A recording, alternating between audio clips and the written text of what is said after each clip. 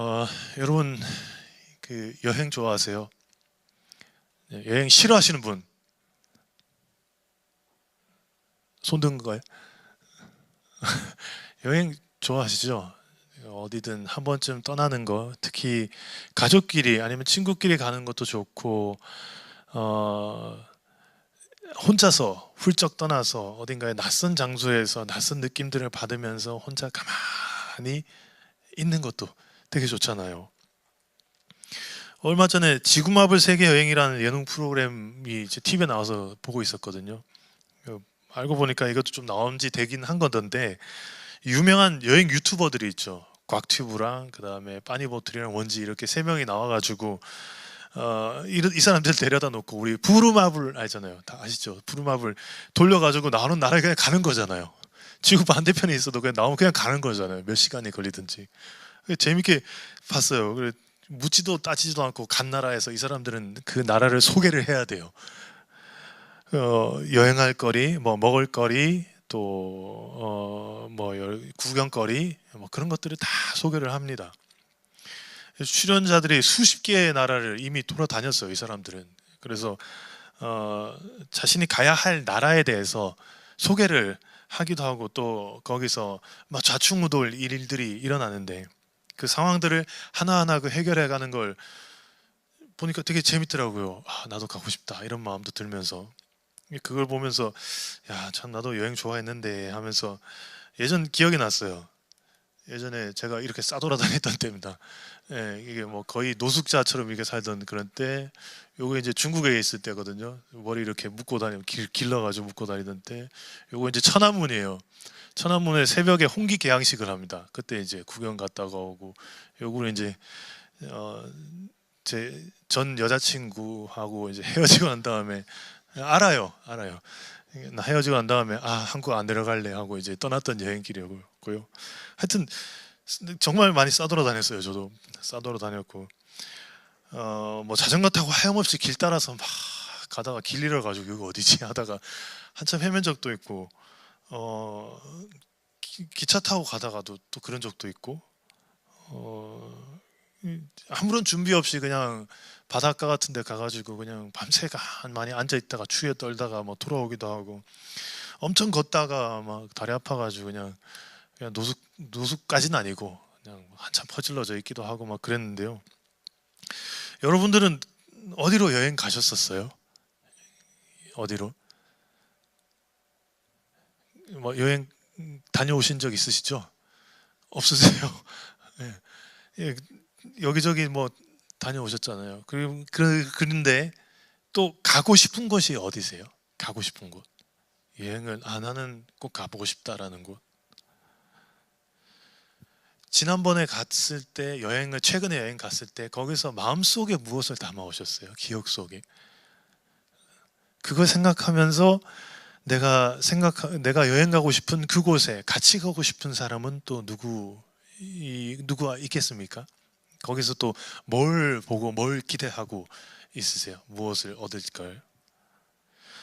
가만히 생각하다 보니까 왜 이런 질문을 드렸냐면, 여행이라는 거 우리 진짜 좋아해요. 좋아하는데 왜 그렇게 좋아할까? 가서 뭘 얻으려고 하는 걸까? 아니면 뭐 뭘 하려고 하는 걸까? 생각하다 보니까 휴식이 있잖아요. 휴식이. 그냥 혼자 있을 수 있거나, 아니면 나를 괴롭히는 어떤 그런 것들이 없으니까. 아니면 견문을 넓히기 위해서 우리 20대 초반 청년들은 또 그럴 수도 있죠. 그럴 수도 있겠고, 대부분은 또 그렇지만 어떤 경우에는 생각과 마음이 지쳐 있거나 복잡해 가지고 그냥 다 내려놓고 훌쩍 떠나버리는 그런 경우도 있잖아요. 가서 아무도 나를 모르는 낯선 곳에 딱 가요. 가서 내가 무엇을 해도 상관이 없어요. 그 느낌이 있는 거잖아요. 그 느낌이. 내가 하고 싶은 거를 그냥 해볼 수 있잖아요.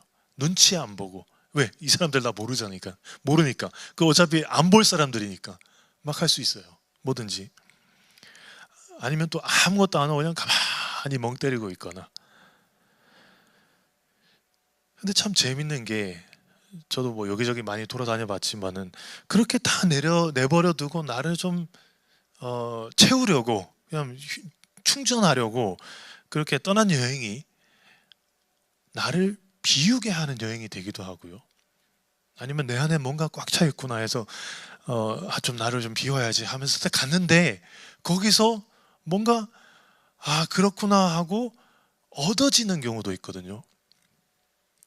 거의 대부분은 소중한 건 내 평소에 가까이 있으면서 가까이 있지만 내가 몰랐던 것들이었구나라는 걸 깨닫는 건데, 멀리 떠나보니까 알게 되는 그런 가까움의 소중함들이 있는 거죠. 후지와라 신야라는 한 일본 작가가 이렇게 얘기했습니다. 여행 초기에 뜨거웠던 피가 식은 후에 눈앞에 무엇이 나타나든 시들하게 되는데 그걸 빙점이라고 한다. 그리고 그 빙점을 녹이는 건 역시 인간의 체온이다. 사람에 치여서 일에 치이기도 하지만 사람에 특히 치여가지고 지치잖아요. 그래서 우린 떠나잖아요. 떠났는데 자연을 보고 싶어서 좀 가만히 멍 때리고 싶어서 그렇게 해서 여행을 시작하지만 어느 순간에는 사람 때문에 여행을 하게 돼요. 이런 것도 있구나. 이렇게도 사는구나. 저렇게도 사는구나. 세상에 이런 사람도 있구나. 그지 같은 일들만 있었는데 여기 그냥 떠나왔는데 처음 보는 사람들인데 나를 도와주네. 그런 느낌들이 있거든요. 그래서 익숙함이 싫어서 떠났지만은 오히려 그 익숙함 때문에 여행이 더 생각이 나요. 계속 반복되고요. 변종모라는 여행가 분이 있는데 이분이 20년 동안 여행가로 살고 있대요. 20년 동안. 20년 동안 쉬지 않고 계속 돌아다니는 거예요.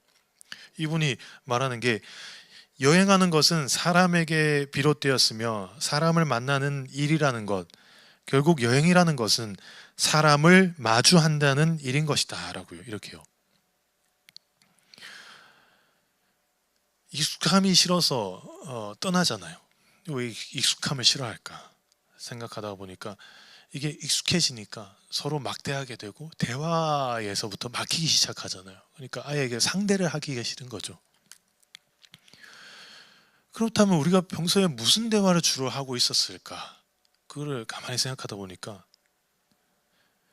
평소에 우리가 대화하는 주제의 비중이 얼마나 될까라고 보니까 필요에 따라서 일 얘기는 할 수 있어요. 필요에 따라서. 그런데 만나면 일에 대한 얘기가 주로 오간다면, 그 관계는 어떤 관계라고 봐야 될까? 그 관계는 일로 엮인 관계일까? 아니면 그냥 사람 대 사람으로 만나고 있었던 걸까? 자, 어린 왕자를 쓴 생텍 쥐페리라는 사람이 이렇게 얘기했습니다. 사랑은 같은 곳을 바라보는 것이다 라고요. 사랑은 같은 곳을 바라보는 것이다.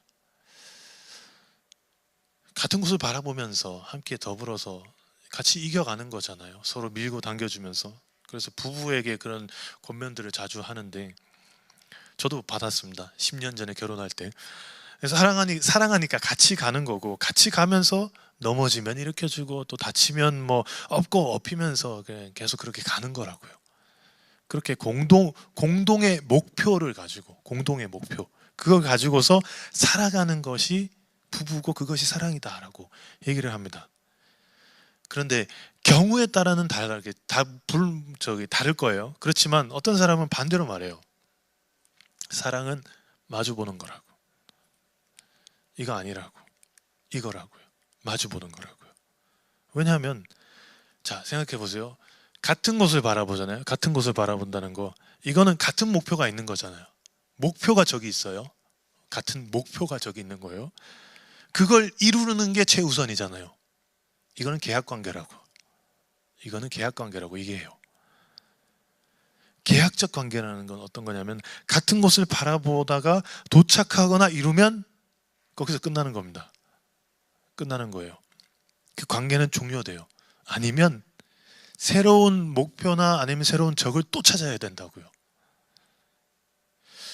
이 말을 생각을 하다 보니까 어쩌면 우리는 서로 계약적 관계 속에서 아주 신물이 나가지고 그런 걸 싫어하는 건 아닐까. 익숙함이나 어떤 그런 것들을. 그래서 오히려 그 관계를 떠나서 그냥 멀리서라도 누군가 아니면 무엇인가를 그냥 이런 식으로 지그시 바라볼 수 있는 걸 찾고 있는 건 아닐까요? 그래서 여행을 하는 건 아닐까? 틀린 말은 아닌 것 같아요. 그저 마주 보면서 상대방을 바라본다는 게 공동의 목표를 가지고 같은 곳을 바라보고 있는 계약적 관계가 아닌 거니까요. 만약 그런 계약적 관계라면 상대방을 지그시 바라볼 시간이 있을까요? 여유가 있을까요? 눈에 잘 들어올까요? 이 사람을 보고 있어도 내 지금 눈앞에는 저 목표가 아른아른거리지 않을까요? 당장 저기 있는 목표가 아른거리는데 이 사람을 어떻게 바라볼 수 있을까요? 이 사람이 넘어지면 목표가 저기 있으니까 윽박지를 수 있죠. 일어나. 왜 따라와가지고. 그러길래 왜 내가 그거 하지 말라 그랬는데. 그렇게 되지 않을까요? 화를 내겠죠. 화를 내고 상대방이 지금 어떻게 생각하고 있는지, 어떤 상태인지, 어떤 마음인지, 그냥 나처럼 빨리 가고 싶은 건지 아니면 나처럼 느리게 가고 싶은 건지 그걸 살필 마음이 없어요. 그게 주가 아니니까. 주는 저기 뭐 있는 목표니까. 요즘 집값이랑 금리 때문에 난리인데 생각해 보자고요.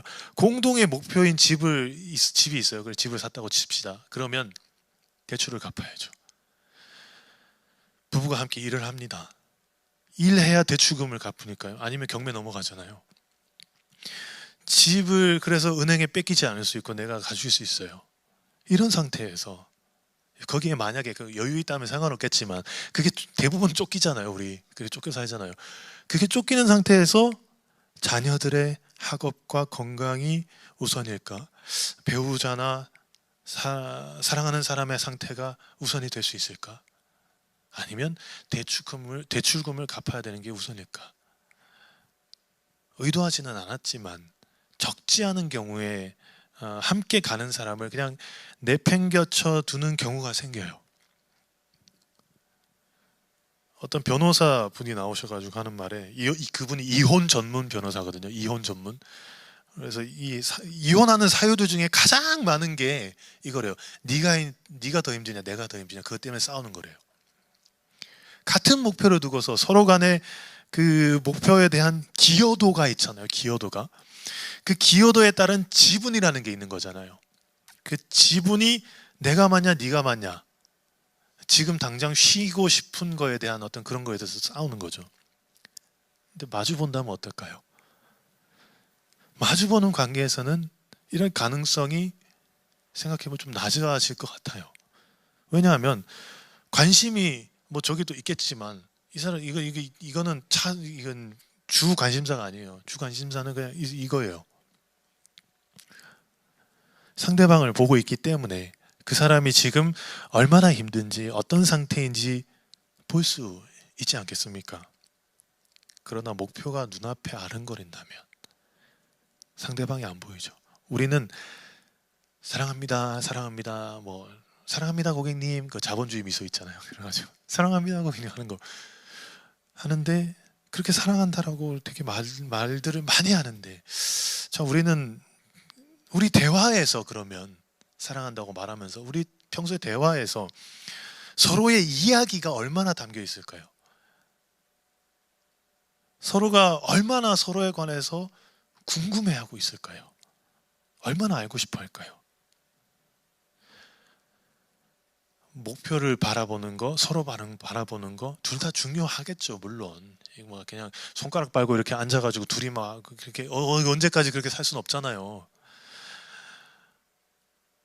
다 장단점이 있는 거겠지만 그렇다고 서로 바라보기만 하라는 것도 아니고 목표만 보고 가라는 그런 것만도 아닐 거예요. 우리가 살고 있는 거의 모든 사회적 구조가 목표 중심적이라는 그런 얘기인 거죠. 그래서 우리 중에서도 분열이 일어나잖아요. 일어나고 서로 짜증내고 미워하고 싫어하는 게 있죠. 왜? 저기 목표가 있는데 얘가 방해가 되거든요. 근데 나는 치우고 싶거든요, 이걸. 근데 내 체면이나 내 어떤 이름 때문에 치우지 못해요. 버리고 싶은데 못 버려요. 욕 먹기는 또 싫으니까. 늘 고민인 거죠. 그래서 요즘 결혼이나 출산을 하지 않는 것도 생각보다 많은 목표를 바꾸거나 포기해야 되는 것들이 많잖아요. 제 아이 낳아 보니까 그렇더라고요. 되게 많이 포기해야 되고, 그걸 아니까 애초에 시작조차 하지 않겠다라는 그런 것도 있는 거잖아요. 낳은 자녀도 유기하거나 키우기를 포기하지 않습니까? 이거는 개개인의 문제가 아니죠. 그래서 사회 구조가 문제인 건데, 그런 구조를 가진 사회를 살고 있기 때문에 사랑은 서로 바라보라는 걸 수도 있고, 섣불리 그걸 아니다라고 말하기도 힘들어요. 그렇지만 최소한 그리스도인이라면 우리가 기억하면 좋지 않을까 싶습니다. 서로 바라보기도 좀 하자고요. 왜냐하면 하나님이, 예수님이 우리 지그시 바라보고 계시잖아요. 지금도 지그시 그 마음에 어떤 게 있는지 그렇게 믿으시죠? 예수님이 그렇게 우리에게 하시잖아요. 오늘 함께 읽은 말씀은요, 하나님과 그 사랑에 관해서, 그리고 우리와 어떤 상관이 있는지를 말씀을 해주고 있습니다. 먼저 요한일서는 사도 요한이 썼어요. 사도 요한. 그런데 그 배경에는 이 예수님의 복음을 이래저래 그냥 자기 마음대로 그냥 해석해가지고 하는 사람들이 되게 많아졌어요. 그래가지고 내가 옳다, 네가 옳다 막 그러고 있었거든요. 그리고 이 해석들이 여기저기 퍼지면서 내가 옳다 하니까 저기 옳은 것 같다가 사람도 여기 좀 가겠죠. 아니다 내가 옳다 하니까 또 여기 가겠죠. 싸우는 거예요. 서로 막 세력 만들어가지고 그 이상한 모임들이 자꾸 생겨요. 그러니까 말하자면 이단과 사이비 같은 것들이, 이상한 것들이 자꾸 생기니까 사도 요한이 안 되겠다, 이런 것들을 좀 정리를 좀 해야 되겠구나, 하나님 지혜를 주십시오 해가지고 정말로 무엇인지를 다시 한번 이렇게 말씀을 해주는 그런 성경입니다. 요한일서는. 그래서 오늘 함께 읽은 말씀 중에 7절 8절 말씀을 보면 이렇게 나와 있습니다. 함께 읽어보겠습니다. 시작. 사랑하는 자들아, 우리가 서로 사랑하자. 사랑은 하나님께 속한 것이니 사랑하는 자마다 하나님으로부터 나서 하나님을 알고 사랑하지 아니하는 자는 하나님을 알지 못하나니 이는 하나님은 사랑이심이라. 아멘. 하나님이 그냥 그 사랑 그 자체이래요. 그렇기 때문에 우리가 하나님께 속한다라는 건 사랑에 속해 있다라는 거고, 사랑을 안다는 건 하나님을 안다라는 거예요. 하나님을 안다는 건 또 사랑을 안다는 거게 되겠죠. 자, 그러면 하나님을 안다는 게 뭘까? 여기서 안다는 거는 뭘까를 보니까, 안다는 건 그냥 들어서 그렇구나 이게 아니에요. 이게 아니라 내가 직접 대면을 해요. 대면을 해서 온몸으로 그걸 경험을 해요. 그 사람을 경험을 하고, 그 상황을 경험하고, 그 물건을 경험하고, 요목조목 그냥 씹고 뜯고 맛보고 즐겨 다 한 거예요. 그런 많은 것을 겪고 나서, 그래서 확신으로 말을 할 수 있는 그런 걸 말합니다. 하나님이 나에게, 내가 하나님을 온갖 경우에 온갖 방법으로 막 울고 웃고 막 온갖 일을 다 겪겠죠. 그런 방법으로 하나님이 나를 사랑하신다는 것을 체험을 하고 경험을 해서 아는 거예요. 그래서 확신을 가지고서 어떤 경우에도 아무도 그 마음을 흔들 수 없습니다. 하나님이 나를 사랑하신다, 그거 아닐까요? 자, 그러면 그 사랑을 도대체 어떻게 알았을까? 우리 다 아시겠지만 어떻게 그게 알 수 있을까라고 했을 때 9절에서 10절 말씀을 보니까요, 이렇게 나와 있습니다. 하나님의 사랑이 우리에게 이렇게 나타낸 바 되었으니 하나님이 자기의 독생자를 세상에 보내심은 그로 말미암아 우리를 살리려 하심이라. 사랑은 여기 있으니 우리가 하나님을 사랑한 것이 아니요 하나님은 우리를 사랑하사 우리 죄를 속하기 위하여 화목제물로 그 아들을 보내셨습니다. 아멘. 예수 그리스도가 그 증거래요. 예수 그리스도가 우리가 하나님을 알 수 있다는 게 세상 천지에 세상 천지에 어떤 부모가 남의 애 구하겠다고, 남을 구하겠다고 자기 자식을 버릴까요? 가능하겠습니까? 또 자기 자신까지 버릴까요? 얘 살려줄게. 저보고 만약 묻는다면은 저 진짜 못할 것 같아요. 저는 죄송하지만 아직까지 제 믿음이 약해서 그런 것 같은데, 재강이 내나 이게 누구 살려줄게. 진지하게 막 한번 고민이 됐는데 되게 막 기분이 막 우울해지면서 어떻게 하지 하는 생각이 들더라고요. 누가 그럴 수 있을까요? 하나님이 그렇게 하셨대요. 하나님이 예수의 십자가가 그 증거래요. 온 몸을 던져가지고 우리의 고난과 어려움과 배신과 배반을 다 겪었대요. 다 겪으면서 그래도 사랑한다라고. 그래도 만약에요, 생각을 해보세요. 만약에요, 하나님이 우리와 같은 목표가 있어가지고 나란히 서 있다고 보자고요. 나란히 서 있다고 공동의 목표를 바라보고 있습니다. 저기까지 가야 됩니다. 그렇다면 예수님이 우리와 함께 공동의 목표를 바라보는 분이셨다면, 그랬다면 만약 성경에 기록된 대로 됐을까요? 만약 그랬다면 상상을 해보면 우리는 AI나 뭐 컴퓨터처럼 명령에 무조건적인 명령하면 무조건 실행하는 그런 걸로 만들었지 않겠습니까? 예수님이 아예 이 땅에 내려올 일도 없었어요. 그냥 입력하면 출력하고 쭉 나오니까요. 실행하니까 십자가에 달릴 일도 없이 그냥 포맷해버리면 되잖아요. 그냥 포맷해버리고 다시 깔면 되잖아요. 컴퓨터처럼 쉬워요. 하나님은 아마 쉬울 거예요. 근데 그러지 않으셨어요. 그냥 내던지셨대요. 반대로 보여주고 설득하고 거두고 찾아가고 또 얼기도 했다가 혼내기도 했다가 그 예수를 우리는 따라가고 있습니다. 우리 함께 읽어보겠습니다. 시작.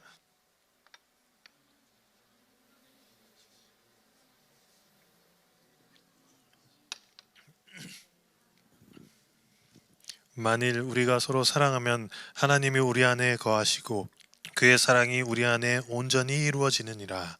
아멘. 우리 모임끼리라도, 우리 친구끼리라도, 아니면 내 가족끼리라도 그렇게 서로 좀 마주 보면서, 서로 지그시 보면서 하나님이 우리를 계속 지켜보듯이 지그시 지켜보면서 저 사람이 무엇이 필요할까? 저 사람 기분이 좀 안 좋은가? 오늘은 조금 컨디션이 안 좋은가? 좋은 일이 있나? 고민이 있나? 배가 고픈가? 이런 것들을 한번 유심히 보면서 그걸 채워주려고 하는 거, 아마 이게 사랑의 시작인 것 같아요. 같은 목표를 가지고서 행사 같은 것을 진행을 할 때도 행사 자체에 시선을 두면 이제 싸움 나는 거죠. 싸움 나는 거고 갈등 생기고. 그러지 말도록 한번 우리 노력해 보자고요. 그 행사가 성공적으로 진행되고 말고는 여러분 회사를 가든 뭐 많이 하시잖아요. 교회 안에서는 행사가 진행을 해요. 준비를 하고 진행하지만 그 행사가 성공적으로 진행되고 말고는 교회에서는 사실 주 관심사가 아니에요. 우리가 그걸 준비하는 과정 중에서 서로 얼마나 알았느냐, 서로 얼마나 또 돌아봤느냐, 이게 더 중요하니까요. 히브리서에서는 이렇게 말했습니다. 또 약속하신 이는 미쁘시니 우리가 믿는 도리의 소망을 움직이지 말며 굳게 잡고 서로 돌아보아 사랑과 선행을 격려하며 모이기를 패하는 어떤 사람들의 습관과 같이 하지 말고 오직 권하여 그 날이 가까움을 볼수록 더욱 그리하자. 우리가 그리스도인으로 살아가기 어려운 이유는 교회 생활이 또 피곤한 게 정상인데, 피곤한 이유는 우리 중에 이런 게 없어서이지 않을까 싶습니다. 조금 부족하기도 하거나, 하나님을 만나려고 하는 건 있지만 사람을 만나려고 하진 않죠. 아니면 반대로 사람을 만나려고 하지만 하나님을 만나려고 하진 않는 그런 경우도 있어요. 아니면은 나는 하나님 안에 거할 거야 하면서 하나님 안에만 거하려고 하는 사람도 있어요. 사람들 안 봅니다. 그걸 하나님이 말씀하신 대로 사람과 나누려 하지 않으려고 하시는 그런 분들도 계세요. 근데 하나님은 그게 아니다라고 말씀하시는 거죠. 함께 읽어보겠습니다. 시작. 그의 성령을 우리에게 주심으로 우리가 그 안에 거하고 그가 우리 안에 거하시는 줄을 아느니라.